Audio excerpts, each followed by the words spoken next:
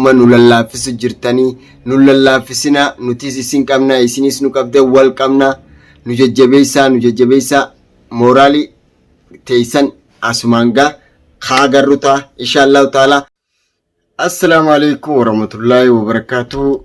Ashama jirtu hordoftoota fi kabajamtoota keenya ilmaan Oromoo addunyaa mararratti argamtan salaamanni keenya bakkuma jirtanitti isin dhaqqabu isiniin jecha deebinee jira gaa inshallah taala hanga dhuma viidiyoo keenyatti nu faana tura warreen chaanala keenya haaraa taatan subscribe like share godhuudhaan nu jajjabeessaa isiniin jenna. Alhamdulillah rabbiif galanni haa ga'u. Arragaa maaliin qabattee dhufte jechuun keessan hafa hin qabu inshallah. Takka faara maali yoo jettan adawii warra garaa nu gubaa ture arra rabbiif galanni haa ga'u.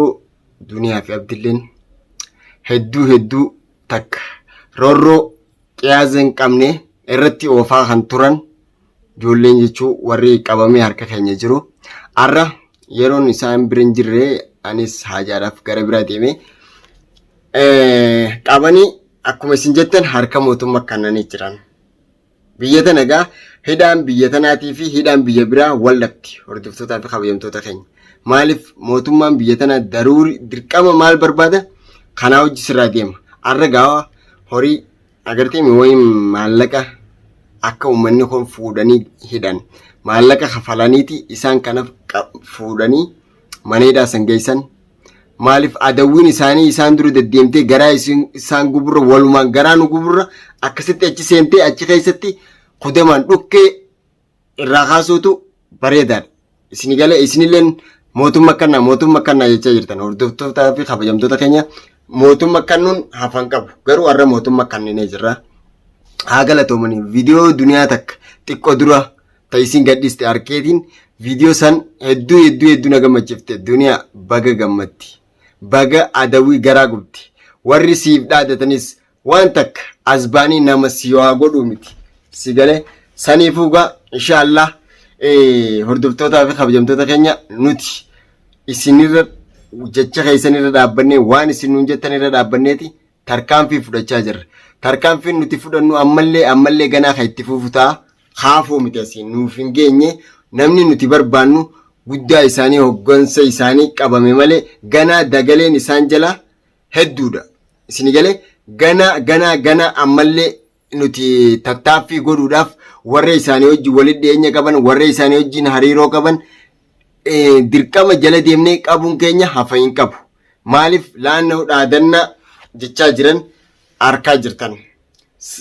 Aadi dhaadannaa dhalaan siif dhaadattuuf jettee waan sammuu ta'ee rabbashtu hin qabu.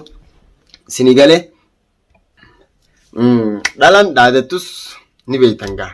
Hanquma harmi siirarraa aayiliin siirarraati jaani.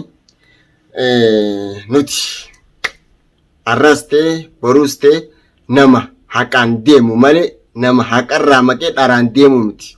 Gonkumaa isin gala akkasii hordoftootaa fi kabajamtoota keenya namni yoo daandii sirrii deeme alhamdulillah rabbilleen gargaarsa taaf rabbiif galanni haa ga'u. Oromooti qaalii isinilleen galatoomaadha. Hedduu waa'ee kanaa gocha kanarratti hedduu hadoodanii haalli kun akkamitti umurama haalli kun akkamitti fala argataa jettanii warri fala nuuf dhawaa turtan galatoomaas waan isin galateeffachuu barbaada. Akkasigaa nuti ummata kana ummanni diinaamillaa hin qaban mush miidhaa abdii fi duniyaa isoo hin taane miidhaan bakka biratti gaggeeffamaa jiru kana daran cimaa na fakkaata akka ilaalcha kiyyatti.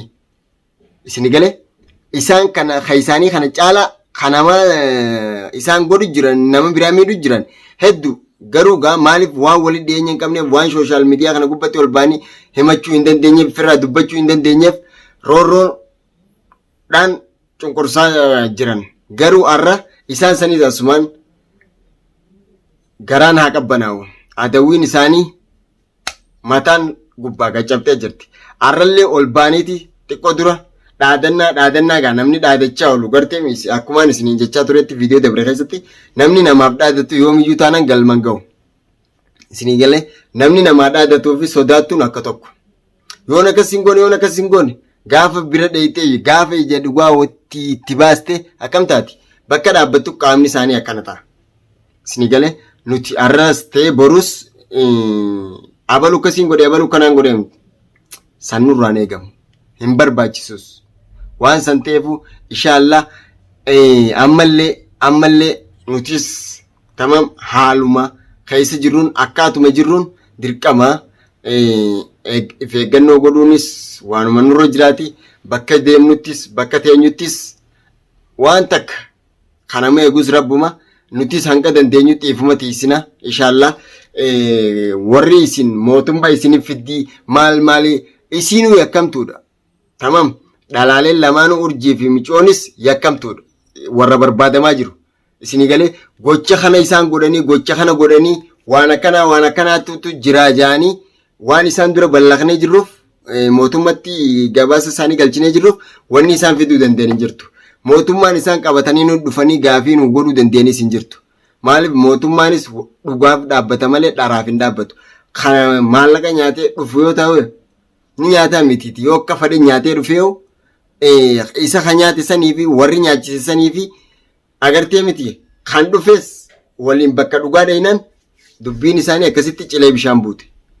Isin galee saniifu mootummaan biyya tanaa dubbii hedduu firraa achi qorata eessarraa kaatee dubbiin tun eessarraa kaatee eessarra jirti maalirraa dhuftee jee eessarraa kaatee xiinxalu malee akkanuma gabbee waan takkan godhu.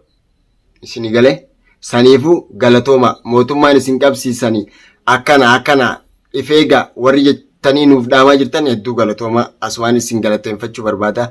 Alhamdulillah wanni takka wanni sirrooytes ni jirti. Isin galee rabbiin galanni haa ga'u nuti toltuma teessan isinillee toltuma teenya barbaadan ammoo namni arra ol seene kun haala kamiin furmaata argachuu danda'a yoo kanaan jettan taate biyya tanatti abbichuma si ol naqe gocha itti si qabee si ol naqe si galee isuma saniitu dhufee fala si godhuu danda'a halli si dha'uu danda'a. Isin gala saniifu arras ta'e borus ta'e nuti nama garaa laafnuufi miti. Aannas ta'e duniyaa fi abdiis ta'e abdii horootis ta'e gocha kana keessatti namni isaaniif rahmata godhu gonkuman jiru. Eega harka mootummaa seenan bakka dhugaa eega dhaqan gana daasamuun isaanii gana dooseen isaanii takka lamaan isaanitti as baati badiin isaanii jechuudha. Sawwaan ta'eefu haa jabaatanii namni namaaf dhaadatu namni akkana jee waa if dura siif wanti godhu barnoota siif ta'a malee jechi nama hammeenya jettee hammeenya fudhattee akka yaadaan gara biraa deemtee sammuu ta'eef irra bashni asumaan isiniifis dhaamuu barbaadeeti warri fakkaataan akka keenyaaf yoo jiraate jechuudha. Akkasii hordoftootaa fi kabajamtoota kiyyaa wanni isin nirraa eegamu takkaffaa du'aayidha.